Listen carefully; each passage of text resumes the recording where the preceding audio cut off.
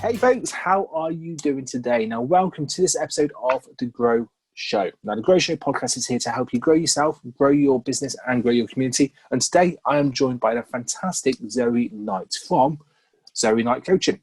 Now, she coaches men and women, not just any men and women, but creative men and women, to turn their passions into their vocation. So, Zoe, thank you very much for joining us today. How are you getting on?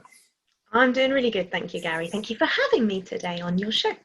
No, this is going to be really cool. And as a creative man, I am looking forward to hearing all of your kind of top tips and topics. So tell us a little bit about Zoe Knight Coaching.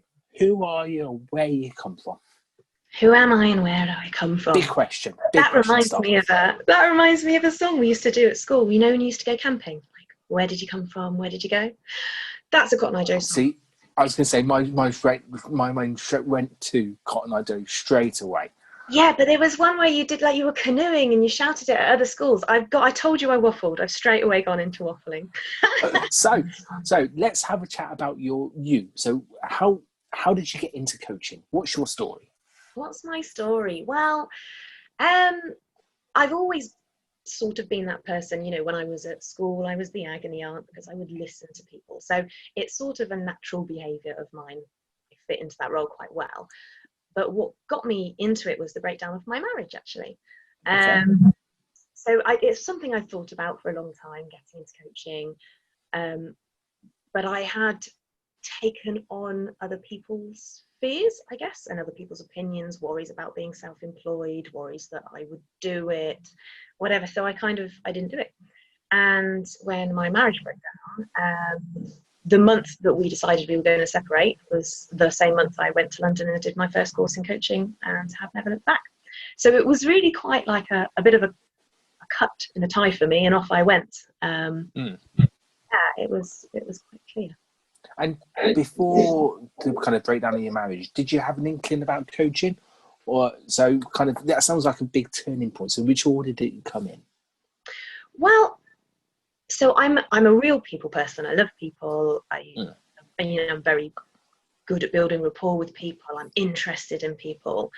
So it seemed like a clear thing. And coaching for me, I didn't want to go counselling because I don't so much. I think there's very much a place for counselling, of course, but my focus is on looking forward and what you want to achieve and movement in that direction, as opposed to reflecting back all the time. But when I started learning about coaching, it made me realise how much I didn't know. And when you think you're a really good listener, so you think, oh yeah, I'm a good listener and my friends come to me for advice. And then you start learning about coaching and think, oh, I'm not that good a listener. And actually, it's not about giving advice at all. That's not what you do in coaching. So I became, have you heard of the, being unconsciously incompetent and then consciously incompetent? Consciously competent and consciously or unconsciously competent? Yes, but I don't think I understand it. And if I don't understand it, then our listeners might not understand that either. Okay, so for example, I suppose when you're learning to drive a car, at first you don't know what you don't know. You're unconsciously incompetent about it because you're unaware. And then you start having lessons and you become consciously incompetent because you realize how little you know. And then so I got into that stage when I got into coaching, so I was like, I have so much to learn. And then imposter syndrome came in and all of that, and then you become consciously competent, so you learn your stuff.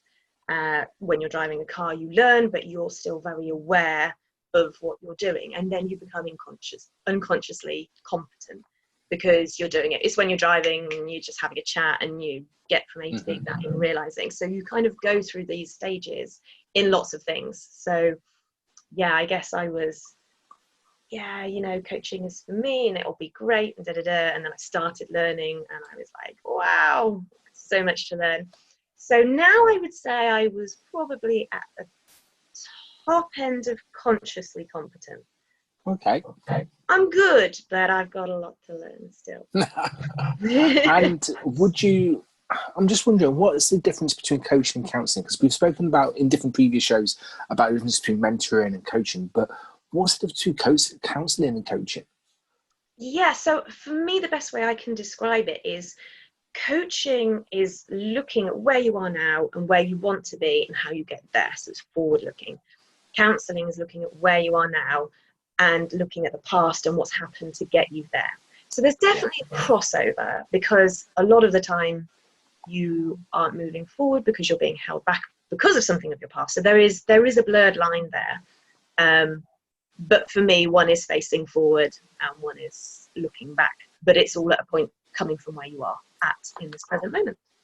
Does that make sense? Makes sense. It does. It does. It makes complete sense. So, coaching, I love your analogy about the car. That's brilliant. And I'm sure actually people listening to it are going to be thinking, actually, I can resonate with that, not just in coaching, but in their business and in their lives. Everything. They can.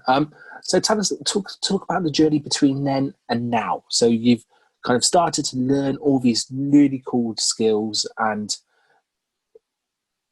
then you're trying to get, then next comes the stage where you try to get customers or try to help people. Was that a big jump at that time, or did that come naturally, or did you start doing it with your friends and then go from there? How did it all work? It was scary. So I did this course in London, and I was like, yes, this is for me. Then I went to Warwick Uni and did a qualification with them, Warwick University. Mhm. And then after that, so the thing is with the coaching industry, it's not a regulated industry. So you don't need a qualification. Anybody can call themselves a coach. And sometimes I think that's where problems come up of confusion about what it actually is. Like, we'll talk about misconceptions of that. And I think that's where it comes from, because anybody can call themselves a coach. But I wanted to do it properly. That was really important to me. And I came to the end of my course, and then it's like, okay, what's next? And there is no specific thing, but you can get into this cycle of just, I need to learn this, I need to do the next course, I need to do that course, I need to learn about this before I can do anything, I must have this amount of knowledge. But that's sort of all bullshit when it comes to coaching. Actually, what you need is the practice. You need to be able to coach people. That's where your confidence is going to come. That's where your skills are going to come. So I knew that.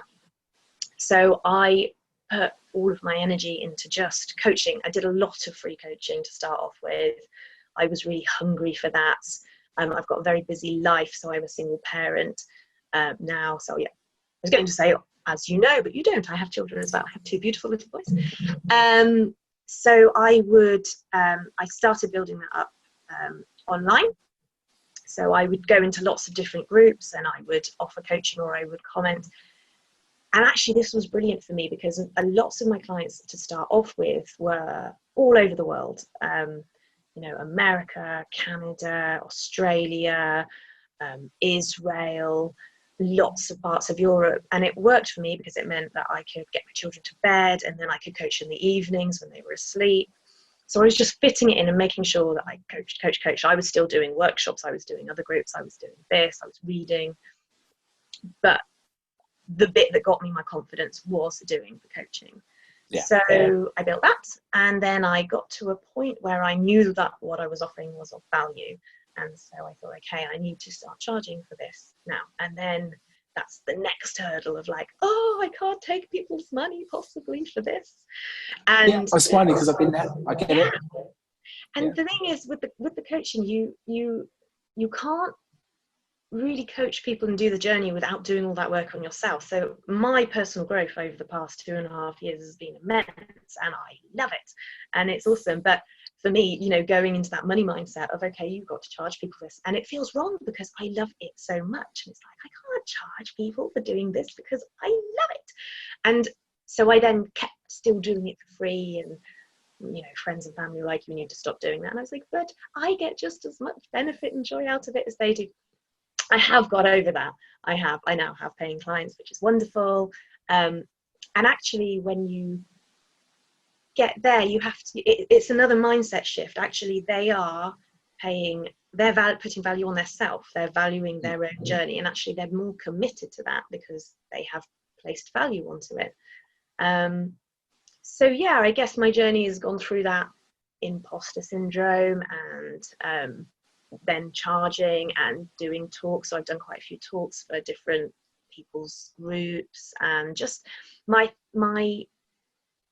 theory, it's not a theory, my insert word is to just say yes to opportunities. What's the word I'm looking for, Gary? Ethos. Ethos. Just say yes. Make things Yeah. happen. So I say yes, and then I get really scared. Like, go out of my comfort zone, but that's where all the growth is. So I run out of my comfort zone and do the thing, and then I run back, and then I'm safe. And then my comfort zone has grown. It's all good. I couldn't have said it better myself. Really couldn't. And I went through the stage when I first started my business, exactly the same as you. Because I love doing it, I was doing it free of charge in different places. And after a few years, it kind of clicked with me. And it's taken a few years to kind of get to that stage to start off with, but even to get past that stage of knowing, actually, do you know what, if I charge, people are going to have more buy-in. They're going to actually have more accountability because they're putting their money as well as their time inside of this. And actually, that means actually they value what I do. Doesn't mean to say that you can't slip back sometimes, but it is about looking forward, and it's about actually asking the question, really, do people place value on free time, free coaching, free social media, whatever it is, free products or services? And sometimes the answer is yes, because they really need it. But sometimes it's no, and it's about recognizing that. And so I completely get it. You've probably done it yourself, like I've done it. I've signed up to free stuff, and then I never commit to it because it's free. Exactly. Like, yes, it sounds interesting, but that still requires my time commitment, and time is really valuable. Yeah. And it's not that I don't respect and value what they do, but I haven't put enough value on it. So, when I got my own coach, because I feel that if I'm a coach, I need to have a coach. I need to put my money where my mouth is and appreciate the value of that. I committed, and I, got a huge amount of value out of that because I spent money that I was uncomfortable with doing. So, yeah. And I love your point about actually stretching your comfort zone, because the more times you say yes to different things, you are just stretching yourself just that little bit every single time, whether that is doing a Facebook Live in a someone's group, or doing a public speaking for the first time, or second or third or 10th time, whatever it is. Yeah. It's just about keep pushing yourself and kind of seeing how far you can stretch that comfort zone. And if it goes out of it, figuring out a way to make that gap. I love it. I absolutely love it. In terms of your kind of clients and customers at the moment, who are you talking to and who are you helping on a regular basis? Yeah, so I say that I work with creative men and women, and it's about people that want to embrace more creativity into their life. But I kind of want to get a little clearer on what creativity is, because often I think when we talk about creativity, we think of artists and writers and really expressive creative people like that, and that's not necessarily what I mean. I have worked with pottery people and writers and people like that, but I see myself as a creative person. I'm rubbish at drawing, but I love finding solutions. I'm a problem solver, and I think that's a creative thing. People, web designers, photographers, graphic designers, on how they're going to showcase something. I think if you resonate with creativity and you feel that you're a creative person and you want to embrace more of that, that's kind of the people that I reach out to, or reach out to me as well. The things that my clients say to me quite a lot is they can't see the wood for the trees, and there's this fog that they can't see through, and they feel stuck. It's that stuck feeling and not clear, and knowing that they want to do something and something more than what they're doing, but not knowing exactly what that is and how to go about that. So it's clearing that fog, I suppose, clearing the trees and getting clear on what that desire is and what that passion is, and then how they move forward with that. And do you find there's some common themes in the reasons why they can't see the wood through the trees, they can't see that journey? Well, I guess mostly we're stuck in our heads, really, and we're clouded by our own perspectives all the time, or other people's perspectives, people that we value and hold really close to us, which aren't always helpful. But I think the most common theme is what people come to me for help with. That's never what they need the help with. It's never that. It's always, so if somebody came to me and they wanted to, I want this, let's goal set. I'm not going to do that. I want to, I'll listen to what they're saying, but I'll also listen to what's not being said. and get them to look inwards, because until you've got really clear internally what's going on, I think it's difficult. So once we've got that clarity inside and clear vision, then sure, I'll help you set goals towards that. But what I have found is it's normally never what they come to me about. Mm-hmm. And if you didn't do that process and they just literally, you helped them to get from A to B without investigating if that was the right area to go down, I'm guessing when they got to the end destination, they wouldn't be happy or they wouldn't feel fulfilled if you hadn't gone through that process. Yeah, maybe not. Or yeah, I think that's not feeling fulfilled is probably a good way of saying it.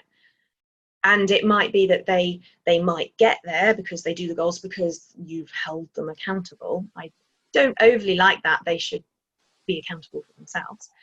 But having a coach does help with that. It does know if you've got to report back to someone. But if you haven't cleared the limiting beliefs and the obstacles that are holding you back, they're still going to be there for the next time you want something else.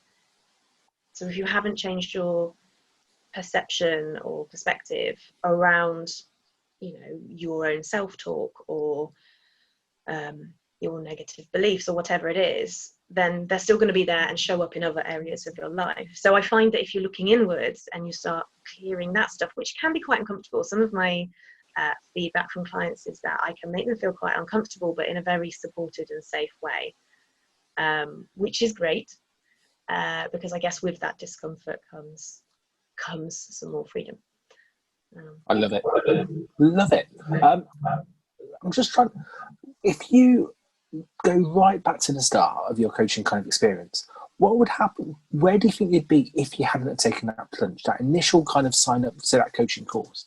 Where do you think your life would have been? I don't even know. Because that's a turning point. That's the biggie. It was a real turning point, and I dread to think I'd be unhappy. I would be. I don't know if I would be unhappy, but I would be unsatisfied and unfulfilled, and less sparky and joyful, I think. But I can't even imagine. I think that going for that first course was the turning point, but it very much was the fact it was to do with the end of my marriage, because I know now if I was still in that marriage, and it was, nothing, he's a great guy, I wouldn't be doing this. I couldn't do this journey in that relationship. So I don't know what I'd be doing if I was still there, but it certainly wouldn't be this. I just love the fact that you've gone through that turning point. You made that decision, and you can just tell that you're happy and positive. You can just tell that by the way you're talking, your mannerisms. And if you're not watching us on YouTube, she's had a smile on the face all the way through. It's there. So you can just tell. And there's going to be people listening and watching this who might be at the same turning point where you were. They might not know where they want to get to, but they're not happy at this precise moment. So it's always nice to kind of hear from someone who's made that decision, and then actually they're happier for making that decision. Yeah, it's always nice to kind of see that. So thank you for sharing that. In terms of we're coming to the end of the interview. We're talking for 22 minutes already. It's been crazy already. It's been crazy. So thank you so much for your time. In terms of we've spoken about the misconceptions about your business. We've spoken about your journey, and I love the fact that you're happy in what you're doing and you give people clarity. Clarity is so important. Is there any kind of final top tips you want to give someone who's listening or watching before we go on to your one big thing? Oh, my one big thing. Well, before one big, I think but for me, it's sort of the same thing. It all boils down to the same thing for me. Let's go for it then. What is your one big thing? What's your one big takeaway that you want everyone to kind of start doing or take away from this interview?